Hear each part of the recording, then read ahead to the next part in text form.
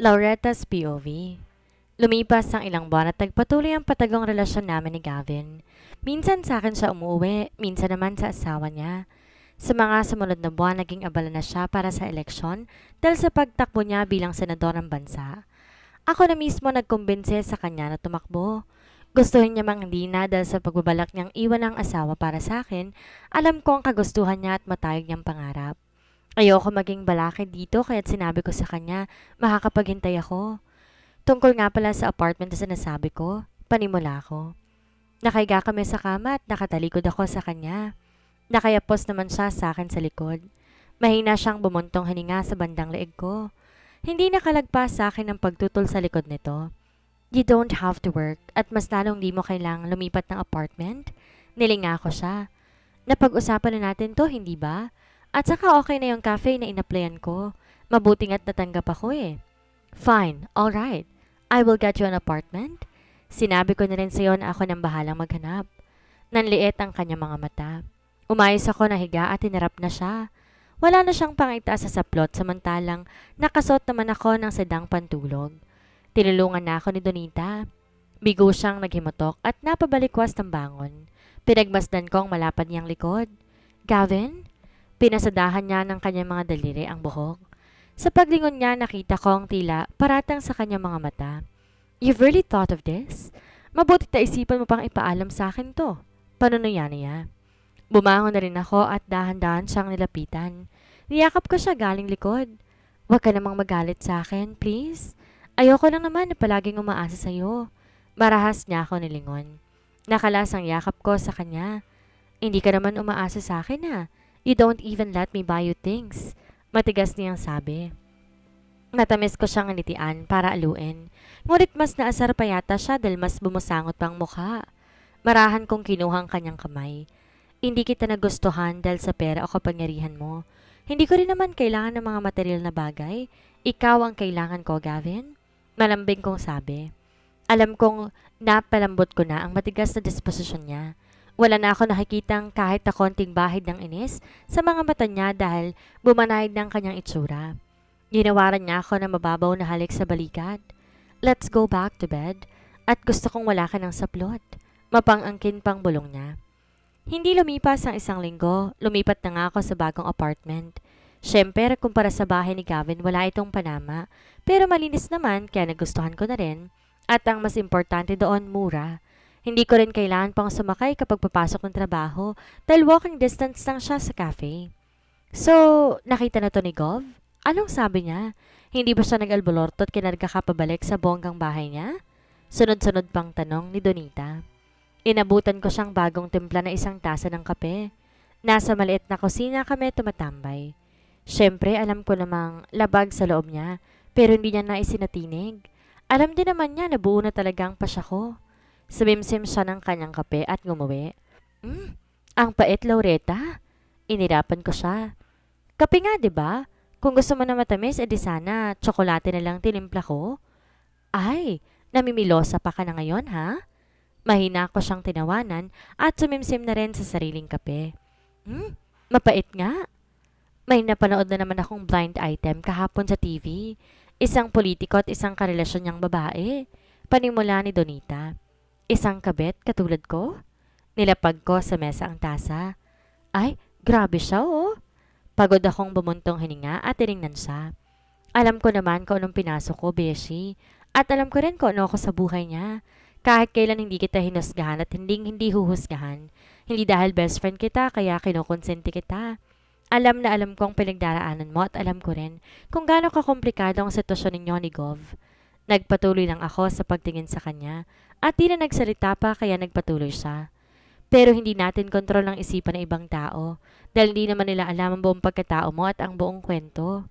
Kahit naman gaano kahirap ang naging buhay ko, sa matalita at sa mata ng Diyos, hindi pa rin tama tong ginagawa ko. Alam ko naman yun pero mahal ko talaga si Gov, Donita. Nilapag niya na sa mesa ang kanyang tasa at nilapitan ako. Niyakap niya ako at marang hinaplos ang aking likod. Kitang-kita ko yon, Laureta. Gusto kong maging masaya ka dahil panahon na para sarili mo naman ang isipin mo.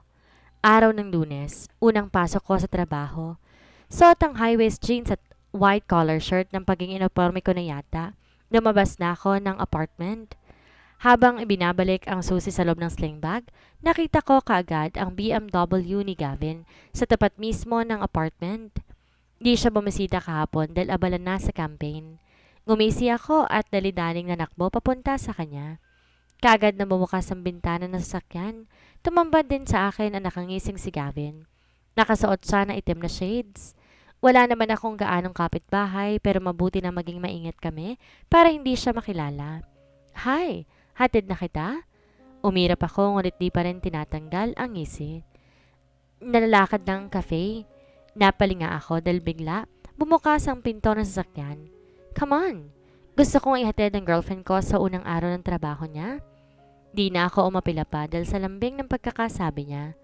Pumasok na ako sa loob ng sasakyan at naupo sa tabi niya. Kaagad naghari sa ilong ko ang mabangong amoy niya. Akala ko hindi ka makakapunta rito dahil sa pagiging abala sa pangangampanya niya, sabi ko. Napansin ko ang napakahinang pagpapatakbo ng sasakyan. Siguro sinusulit niya na magkasama kami. Napakalapit lang naman kasi ng pinagtatrabahuhan ko. Kinuha niya ang kamay ko at pinagsiklop ang aming mga daliri. Hinagkan niya ang noo ko. I wouldn't want to miss this important day for you.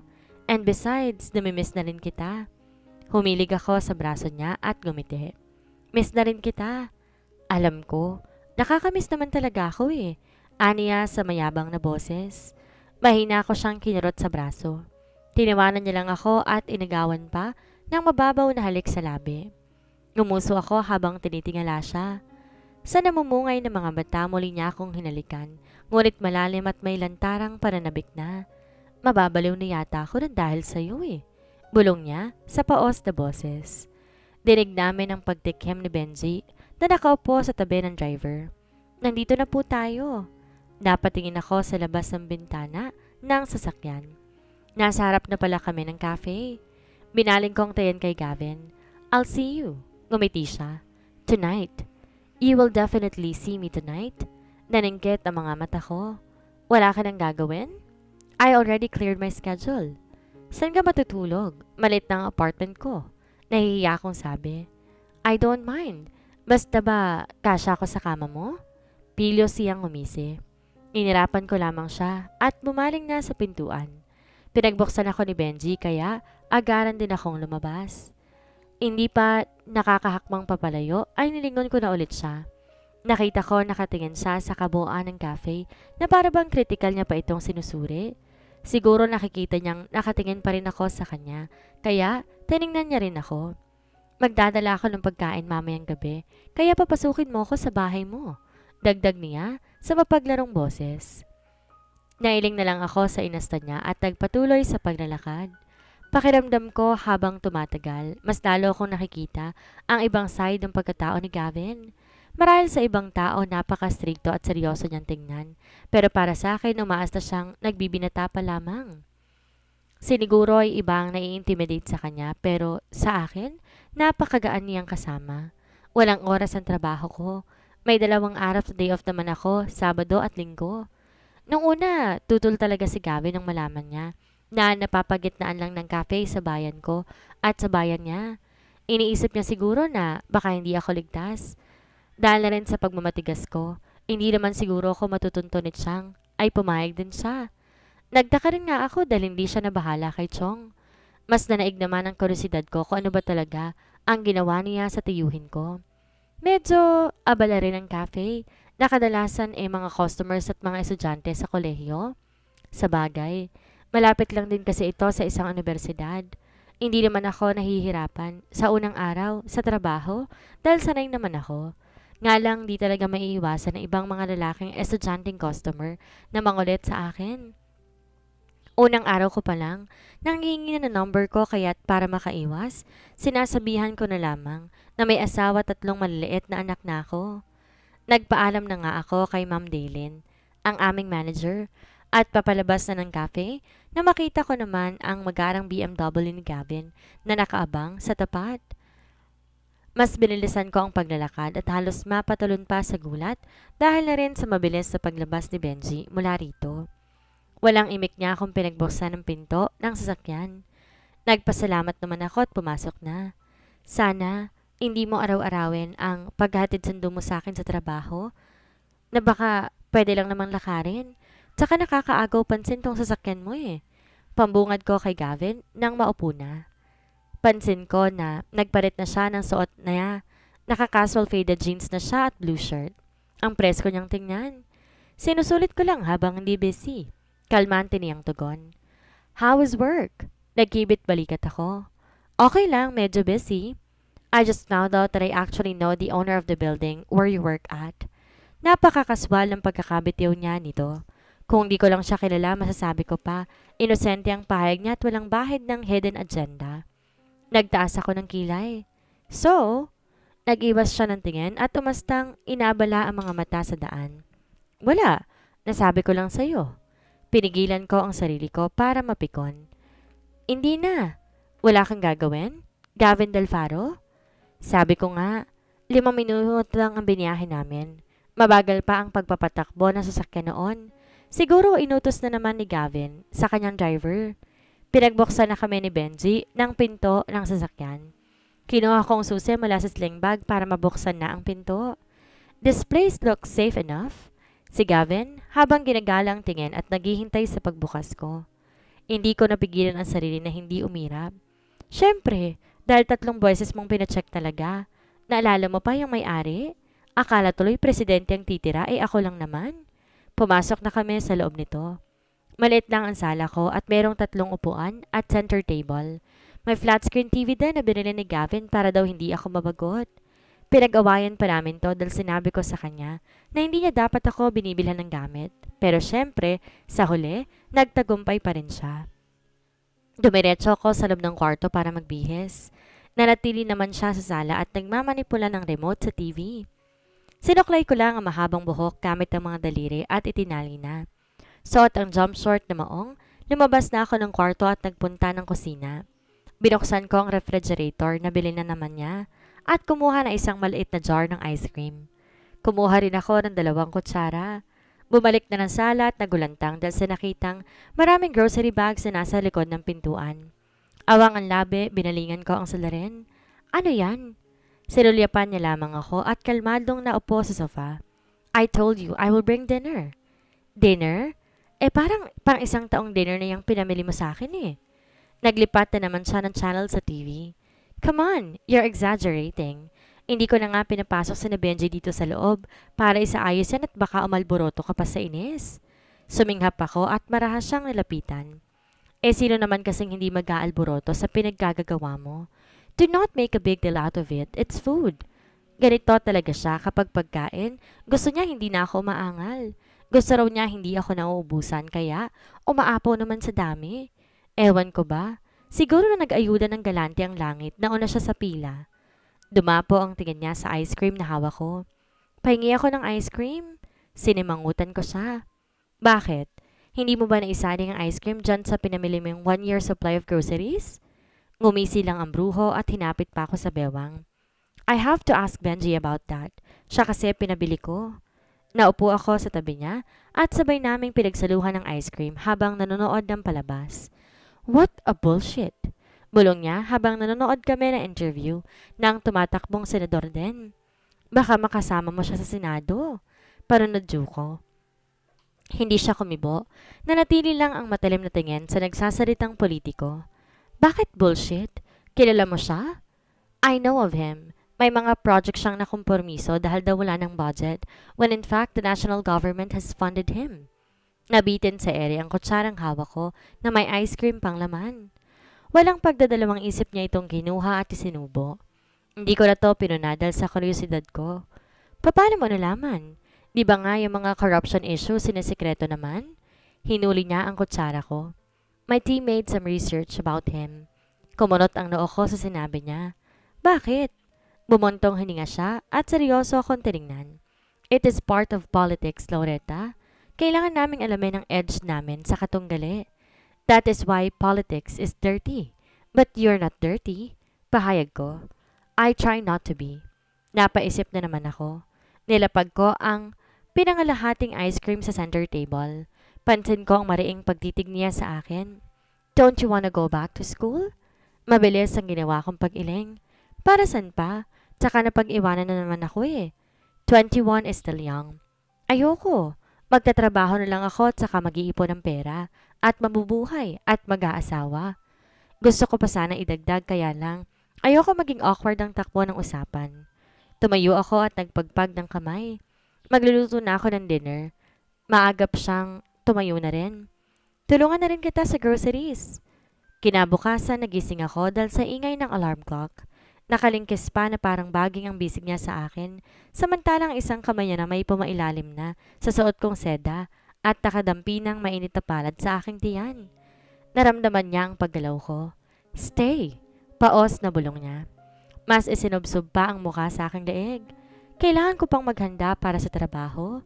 Pansin ko ang pagsulyap niya sa maliit na digital alarm clock sa maliit kong cabinet. It's still 6 in the morning. Kinuha ko ang braso niyang nakapulupot sa akin. Kailangan ko pang maghanda? Wala ka bang gagawin ngayong araw? Mamayang 10:00 pa. Bumangon na ako at tinagkan siya sa pisngi. Kahit nakapikit siya, nakita ko pa rin ang pagsilay ng lihim ng ngiti sa kanyang mga labi. Matulog ka pa. Ipaghahanda na rin kita ng almusal. Hindi na siya sumagot at siguro puyat pa talaga. Na makarating sa may pintuan, muli ko siyang sinulyapan. Napakalaki niyang tingnan sa maliit kong kama. Hindi ko nga alam kung paano kami nagkasyang dalawa eh. Sa bilis ng panahon, hindi ko na namalayan. Halos magdadalawang linggo na pala ako nagtatrabaho sa cafe. Medyo nalulungkot ako dahil di na masyado nagagawa si Gavin sa apartment dahil sa pagiging abala sa campaign election. Nasa tapat na ako ng pintuan ng cafe dahil katatapos lang ng shift ko nang may bigla na lamang humila sa buhok ko galing likod. Napangiwi ako dahil sa sakit at mabilis na lumingon. Bigla akong ginapangan ng pinaghalong kaba at takot na makita si Chang na nanlilisik ang mga mata dahil sa matinding galit. Dahil sa pagkabigla hindi ako nakaiwas sa hagupit ng sampal niya. Malanding babae ka. Tama ngang sinabi nila na dito pala talaga kita makikita. Napadampi ako sa mapdi kong pisngi. Chang? Mapagmalaki siyang tumango. Oo, ako nga. Ang tiyahin mo nagpakain at bumuhay sa'yo. Wala kang utang na loob. Hinila niya naman ang dulo ng buhok ko at kagad ako napahawak dito para mapigilan siya. Natanggal ang pantali ko rito, kaya tuluyang sumabog ang buhok ko. Alam ko nakakaagaw pansin na kami sa mga kumakain at nagkakape sa loob. Chang, parang awa mo na, wag po rito. Pagmamakaawa ko sa nanginginig na boses. Bumuhos na ang luha ko. Sinampal niya ulit ako. Umalingaw-ngaw iyon sa buong paligid. Huwag kang makialam kundi isasali kita. Aniya at muli akong binalingan. Awa? Naawa ka ba sa akin nung naglayas ka at pinabayaan mo ko? Naawa ka ba sa akin nung nanandi mo ang sarili mong tiyuhin? Malakas na sigaw pa niya. Hindi ko po nilandi si Tiong. Gusto niya po akong pagsamantalahan. Aba, punyeta ka pala eh. Pararatangan mo na naman ang tiyuhin mo dahil dyan sa kalandian mo? Marahas niyang hinila ang braso ko at kinaladkad ako papunta sa gilid. Namumula na ang braso ko dahil sa diin ng pagkakahawak niya rito. Nasa gilid man kami, pinagtitingin na naman kami ng mga customer habang nagbubulong-bulungan sila. Chang, parang awa mo na. Hayaan niyo na po ako. Muli kong pagsubok. Nagbabaka sakaling kahit konti, meron pa ring habag sa kaibuturan ng pagkatao niya. Ngunit nagkamali ako nung walang habas niyang sinunutan. Ulit ako. Bawat marahas na hila niya sa buhok ko ay tiniis ko. Hinayaan ko hanggang mapagod siya. Hinayaan ko hanggang maubos ang galit niya. Naging manhid ang katawan ko sa pananakit ng mabibigat niyang kamay. Walang nakialam sa amin. Walang umawat sa kanya. Nang humihingal na siya, muli ko siyang tiningnan sa mga mata. Hindi na ibisan dito ang matinding galit at pagkasuklam. Sinasabi ko na nga ba, manang-mana ka sa kiridang marandutay mong ina. Pumikit ako ng mariin at naghihintay na lang matapos ang pananakit niya.